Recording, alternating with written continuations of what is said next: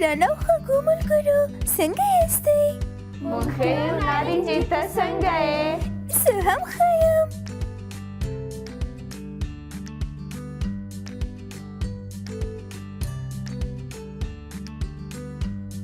مینې ته راته ووایه چې د لمر رڼا زیاته ده که د سپوږمۍ؟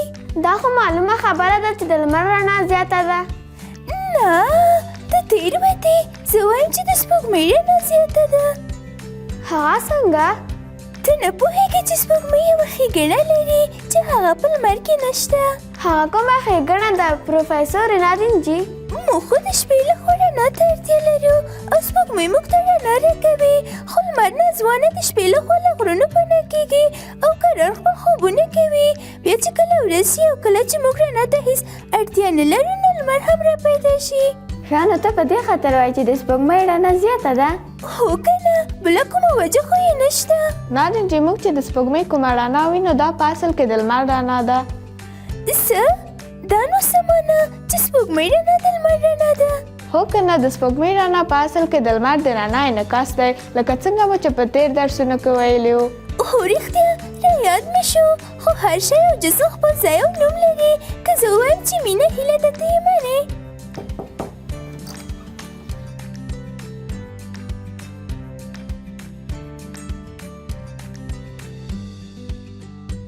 سلام زده کوونکو، څنګه یې؟ مننه معلم صاحبې، موږ ښه یو، تاسو څنګه یاست؟ شکر، زه هم ښه یم. معلم صاحبې که زه ووایم چې مینه هیله ده ته یې راسره منې؟ دا ته څه وایې نارنجي؟ زهره وایي چې د سپوږمۍ رڼا په اصل کې د لمر رڼا ده. که د لمر رڼا نه وي نو سپوږمۍ رڼا نه کوي. نو زه هم وایم چې زهره له مینې څخه نقل کوي او پخپله هېڅ هم نه ده. نارنجي جانې ستا لکه چې هېر شوي، موږ په تېر درسونو کې د دې موضوع په هکله بحث کړی و. نه معلم صاحبې، هېر مې نه دي، خو حیرانه دې ته یم چې د لمر سیوری ولې په سپوږمۍ نه غورځېږي؟ ډېره ښه پوښتنه دې وکړه. د لمر سیوری پر سپوږمۍ پرېوځي. نن به له خیره د همدې موضوع په هکله درس ولولو، خو مخکې له هغې به زه له لیدونکو سره ستړی مشي وکړم. د فزیک صنف خپرونې قدرمنو لیدونکو یو ځانګړی سلام تاسو ته. خوشحاله یم چې د فزیک صنف یو نوې خپرونې او یو نوي درس سره ستاسو په درانه خدمت کې حاضره یم. هیله لرم چې تاسو هم خپرونه تر پایه وګورئ او له موضوعاتو نه ګټه واخلئ. ښه نو راځو خپل نوي درس ته چې عنوان یې دی سیوری او د سپوږمۍ تندر نیول. دا چې په دې درس کې کومې درسي موخې لرو نو په ګډه به یې وګورو. مونږ په دې درس کې بشپړ سیوری او نیم سیوری به وپېژنو. همدارنګه د سپوږمۍ تندر نیول یعنې خسوف او د لمر تندر نیول یعنې کسوف به هم ولولو. قدرمنو لیدونکو او زده کوونکو، موږ په تېرو درسونو کې د نور ډولونه، د نور د خپرېدو مسیر، د نور سرعت، د نور سرچینې، همدارنګه شفاف، نیمه شفاف او قدر اجسام ولوسته. په دې درس کې به موږ د سپوږمۍ تندر نیول یعنې خسوف او د لمر تندر نیول یعنې کسوف به ولولو. نو ښه به دا وي چې په دې پوه شو چې نیم سیوری او بشپړ سیوری څه شی دی او څه ډول منځته راځي. بشپړ سیوری زما له وجود څخه جوړیږي او نیمه سیوری زما له ټولګیوالو څخه. بشپړ سیوری هغه مهال منځته راځي چې کله یو غیر شفاف یا کتر جسم د نور د منبع مخې ته کېښودل شي او یا هم واقع شي. نو د کتر جسم شاته یو سیوری رامنځته کېږي. دا چې د سیوري په هکله نورې خبرې وکړو نو ښه به دا وي چې لومړی تعریف په سکرین وګورو. سیوری یا عمره هغې تیاره ساحې ته ویل کېږي چې یو جسم هغې ته د نور رسېدو مخه ونیسي. سیوری هر وخت د هغه جسم تر شا تشکیلیږي چې د نور په مقابل کې واقع وي. تاسې به د خپل ځان او یا نور جسمونو سیوری پر دیوال، ځمکه او یا نور ځایونو خامخا لیدلی وي. خو کله مو دې ته فکر کړی دی چې کله کله ستاسو سیوری بیخي لوی وي، یعنې ستاسو د وجود څو برابره وي او کله بیا ستاسو سیوری ډېر کوچنی وي؟ هو معلم صاحبې، زه ورته متوجه شویم چې زموږ سیوری کله کوچني او کله لوی وي. خو تر اوسه مو په دې فکر نه ده کړی چې ولې؟ معلم صاحبې، که په دې هکله راته معلومات راکړئ نو ښه به وي. سمه ده، تاسو سکرین ته وګورئ. لکه څنګه چې تاسو په لومړي تصویر کې ګورئ، جسم په خپل ثابت ځای کې دی او نور منبع د جسم څخه لرې شوی. نو ګورو چې د جسم سیوری کوچنی شوی او په دویم تصویر کې ګورئ چې د نور منبع په خپل ثابت ځای کې ده، خو جسم د نور له منبع څخه لرې شوی نو بیا هم د سیوري اندازه کوچنی شو. نو ویلی شو چې د یو جسم د سیوري اندازه د نور د منبع سره د هغه جسم له فاصلې سره اړیکه لري. یعنې په هر اندازه چې د نور د منبع او جسم ترمنځ فاصله ډیره وي نو سیوری کوچنی، او برعکس په هر اندازه چې د جسم او د نور د منبع ترمنځ فاصله کمه وي نو سیوری لوی وي. هی غټې غټې نجونې او په دې وړو خبره هم نه پوهېدی. نارنجي نو ته پرې پوهېدې؟ ښه نو ګرانو زده کوونکو، اووم ولیدل چې د یو جسم سیوری هغه مهال رامنځته کیږي چې یو قدر جسم د نور د منبع مخې ته واقع شي، او دا مو هم ولیدل چې کله جسم د نور له منبع څخه لرې کیږي نو سیوری کوچنی کیږي او برعکس. اوس به دا وګورو چې نیمه سیوری څه شی دی او څه ډول رامنځته کیږي. که چیرته د نور سرچینه لویه وي د بشپړ سیوري ترڅنګ نیم سیوری هم تشکیلیږي. په دغه حالت کې د سیوري مرکزي برخه تیاره او شاوخوا یې لږه رڼا وي چې د وخت په تیریدو او له مرکز څخه په لرې کېدو یې رڼا زیاتیږي. اوس خو پوه شوئ چې نیمه سیوری څه شی دی؟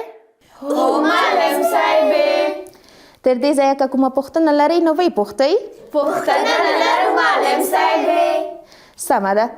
دا چې بشپړ سیوری او نیم سیوری مو وپېژنده نو وروسته له دې به خسوف او کسوف ولولو، خو مخکې له دې درنو لیدونکو او ګرانو زده کوونکو چې راسره تنګ نشئ، یوه لنډه دمه اخلو او له دمې وروسته چېرته مه ځئ، د فزیک څخه خپرونه دوام لري. درنو لیدونکو یو ځل بیا د فزیک څخه خپرونې ته ستړي مه شئ. له تاسو مننه چې تر دې دمه د موږ عملتیا کړې ده.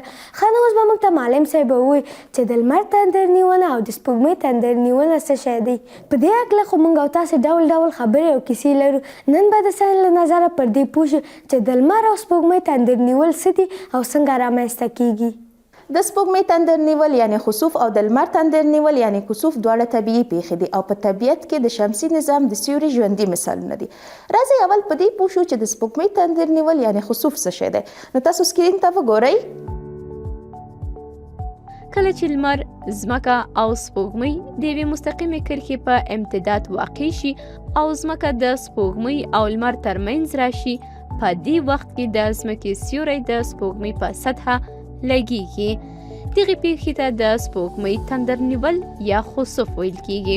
د خسوف په وخت کې پر سپوږمۍ باندې دوه ډوله سیوري پریوځي چې یوه ته یې بشپړ سیوری یا اومبرا او بل ته یې نیم سیوری یا پنومبرا وایي.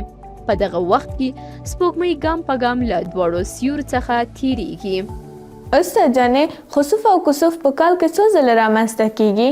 زهرا جانې په هر کال کې تر 4 ځلې کسوف او 3 ځلې خسوف واقع کیږي. په داسې حال کې چې د لمر تندر نیونه یعنی کسوف یوازې تر 50 میله فاصلې د لیدلو وړ ده، خو بیا د سپوږمۍ تندر نیونه یعنی خسوف د ځمکې تر نیمایي پورې لیدل کیدای شي. معلم صاحب کله چې سپوږمۍ تندر ونیسي نو اسمان بیخي تیاره کیږي او سپوږمۍ سمه نه لیدل کیږي. کله کله خو داسې معلومیږي چې سپوږمۍ 2 ځایه شوې. د دې علت څه شی دی؟ مینا جانې دا چې د شمسي نظام 3 سیارې یعنی سپوږمۍ، لمر او ځمکه نشي کولای په یو مستقیم خط حرکت وکړي نو د سپوږمۍ تندر نیونه په 3 ډوله ویشو. لومړی د سپوږمۍ بشپړه تندر نیونه، دویمه د سپوږمۍ جزئي تندر نیونه او دریمه د سپوږمۍ نیمه سیوري تندر نیونه. خو راځئ چې اول په دې پوه شو د سپوږمۍ بشپړه تندر نیونه څه شی ده. د سپوږمۍ بشپړه تندر نیونه هغه مهال رامنځته کیږي چې کله ځمکه د لمر او سپوږمۍ ترمنځ واقع شي او د ځمکې سیوری د سپوږمۍ بشپړه سطحه ونیسي. په داسې حال کې چې لمر له ځمکې څخه 1.9 برابره لوی دی، خو بیا هم د لمر رڼا سپوږمۍ ته رسیږي. نو کله چې له ځمکې سیارې څخه سپوږمۍ ته وکتل شي نو په قهوه‌ایي یا سور ته ورته رنګ ښکاري. نو په دغه وخت کې سپوږمۍ په بشپړه توګه د ځمکې په سیوري کې تیریږي. نو د سپوږمۍ جزئي تندر نیونه بیا څه ډول ده؟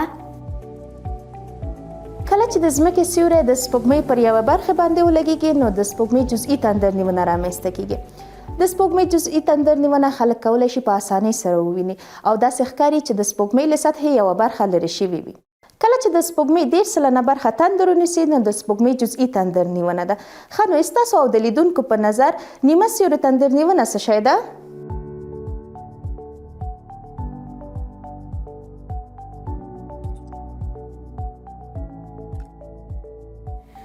خامخا به د سپوږمۍ په نیمه د ځمکې سیوری راځي.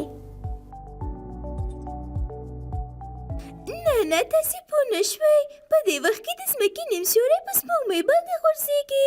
زموږ لیدونکو به هم د دې پوښتنې ځواب پیدا کړی وي. راځئ چې له معلم صاحب څخه یې واورو چې سم ځواب یې څه شی دی.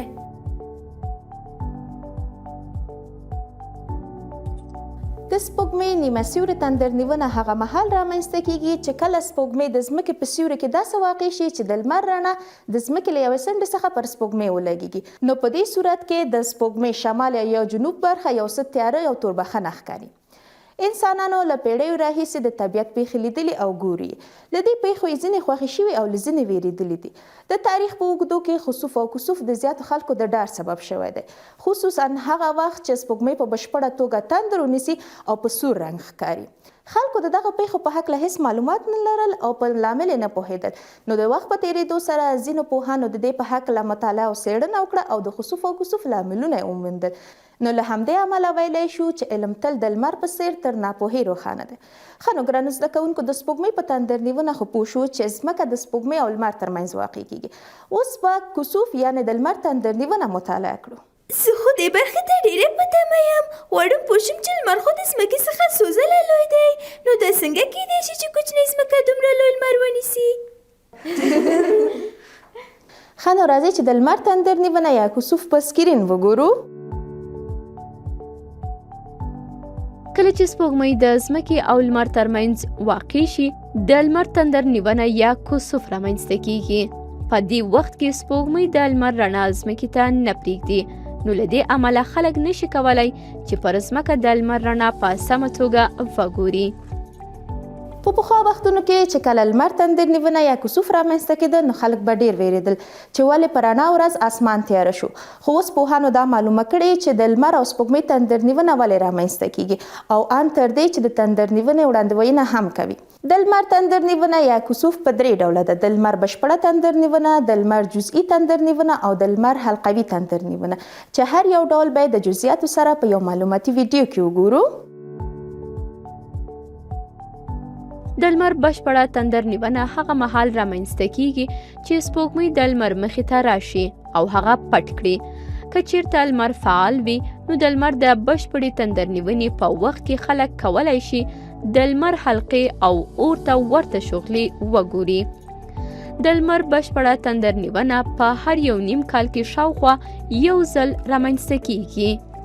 کله چې سپوږمۍ په خپل مدار کې له ځمکې څخه تر معمولي حد په ډیره فاصله کې وي، ډیره کوچنۍ ښکاري، تر څو وکولی شي چې د لمر مخه په بشپړه توګه پټه کړي.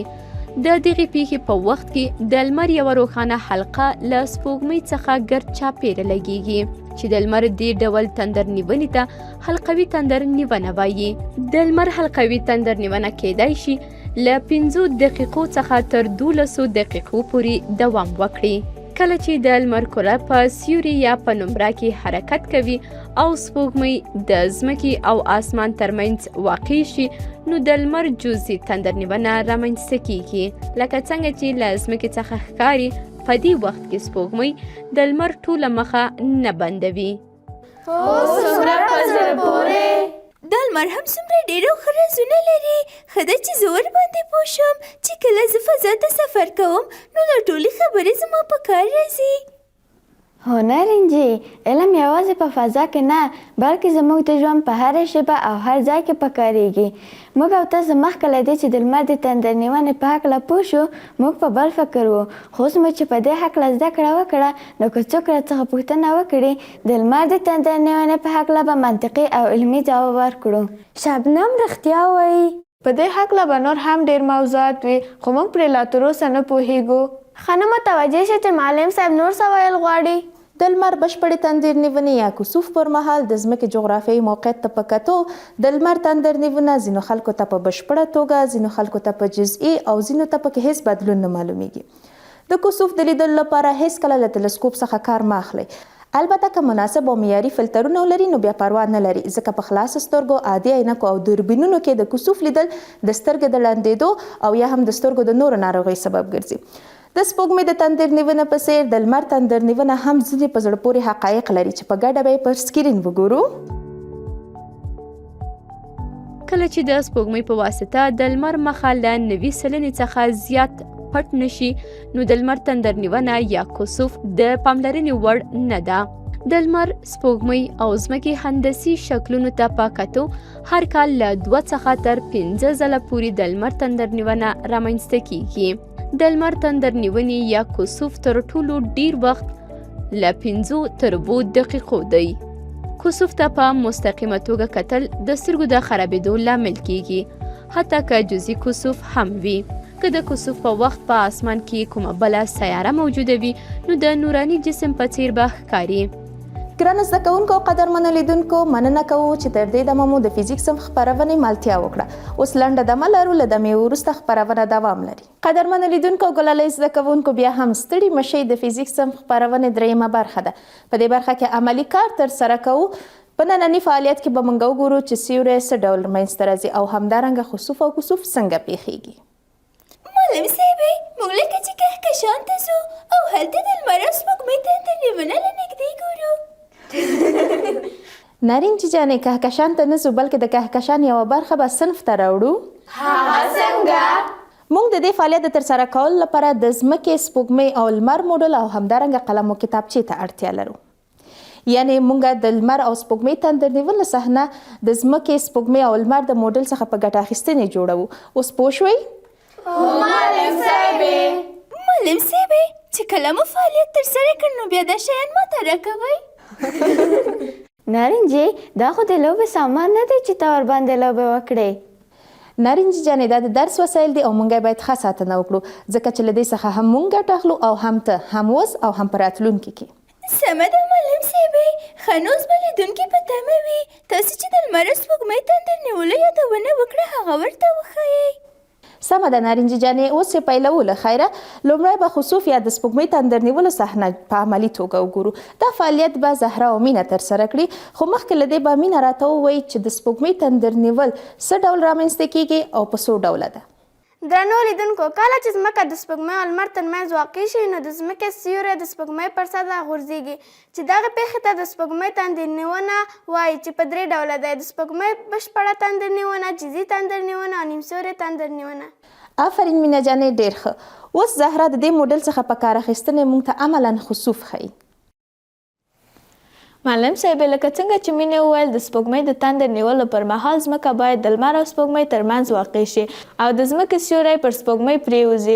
لکه څنګه چې وینئ په دې موډل کې دا ژیړ رنګه جسم لمر، دا بل کوچنی جسم سپوږمۍ چې د ځمکې په نسبت ډیره کوچنۍ ده او دا هم د ځمکې سیاره ده.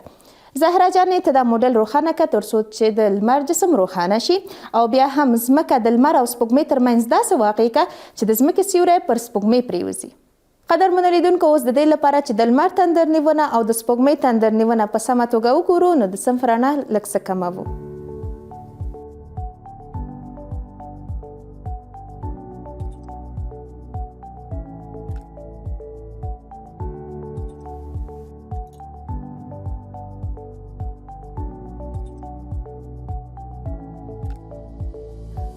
آفرین زهرا جانې، ډېر ښه.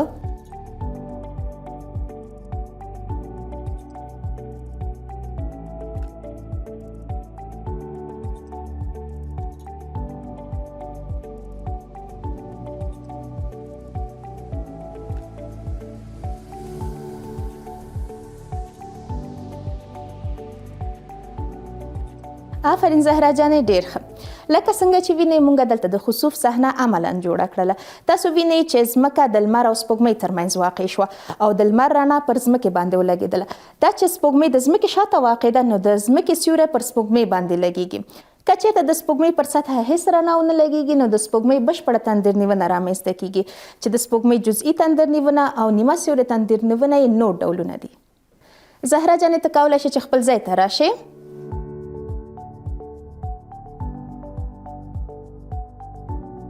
ښه، نو د خسوف صحنه خو مو عملاً ولیدله. اوس به موږ ته لاله او شبنم د لمر تندر نیونه صحنه عملاً وښیي، خو مخکې له دې به شبنم راته ووایي چې کسوف څنګه پیښیږي او په څو ډوله ده. کله چې سپوږمۍ د ځمکې او لمر ترمنځ واقع شي نو د سپوږمۍ سیوری د ځمکې په یوه برخه باندې غورځېږي او د څه وخت لپاره د لمر رڼا د ځمکې ځینو برخو ته نه رسیږي او د هماغه سیمې خلک لمر په سمه توګه نشي لیدلی چې دغه پېښې ته کسوف ویل کېږي. کسوف په 3 ډوله دی: بشپړ کسوف، حلقوي کسوف او جزئي کسوف. آفرین شبنم جانې، ډېره ښه تشریح دې ورکړه. اوس به لاله له دې موډل څخه په ګټه اخیستنې موږ ته د لمر تندر نیونه عملاً وښایي. معلم صاحب، لکه څنګه چې شبنم وویل، د لمر تندر نیولو وخت کې سپوږمۍ باید د ځمکې او لمر ترمنځ واقع شي او د سپوږمۍ سیوری باید د ځمکې یو برخې ته وغورځېږي. لکه څرنګه چې تاسو وویل معلم صاحب، دغه زیړ رنګ موږ ته د لمر مثال ښایي. دغه کوچنی جسم د سپوږمۍ او دا هم ځمکه ده. ښه نو موږ اوس غواړو چې سپوږمۍ د ځمکې او لمر ترمنځ واقع کړو چې د لمر رڼا د ځمکې یو برخې ته ونه رسیږي.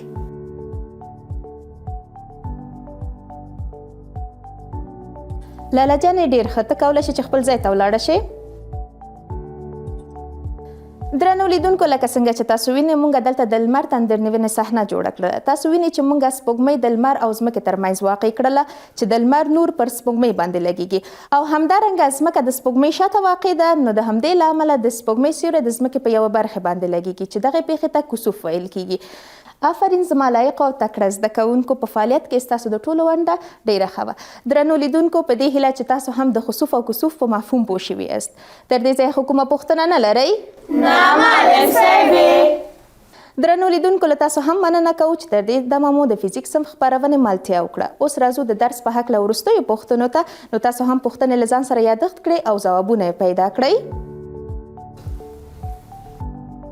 سیوری څه ډول رامنځته کیږي؟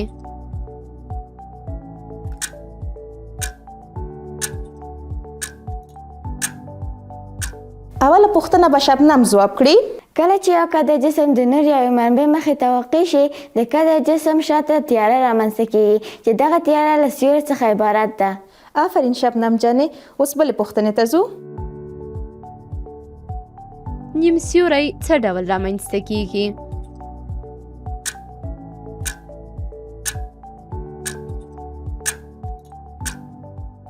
لاله، د دې پوښتنې ځواب ته ووایه. که یو قدر جسم د نور د یوې لویې منبع مخې ته واقع شي، نو د قدر جسم شا به په بشپړ سیوري او چارچاپیره به یې نیمه سیوری رامنځته شي. آفرین لاله جانې. اوس بلې پوښتنې ته ځو. د یوه جسم سیوری څه ډول لوی او کوچنی کیږي؟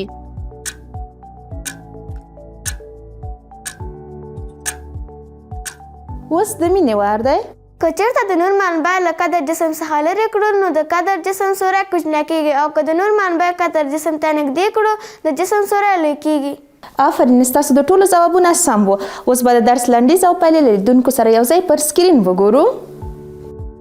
د درس پایلې: د یو جسم سیوری هغې تیاره ساحې ته ویل کیږي چې جسم هغې ته د نور رسیدو مخه نیسي. سیوری تل د هغه جسم شاته تشکیلیږي کوم چې د نور مخې ته واقع وي. که د نور سرچینه لویه شي، د بشپړ سیوري ترڅنګ نیم سیوری هم تشکیلیږي.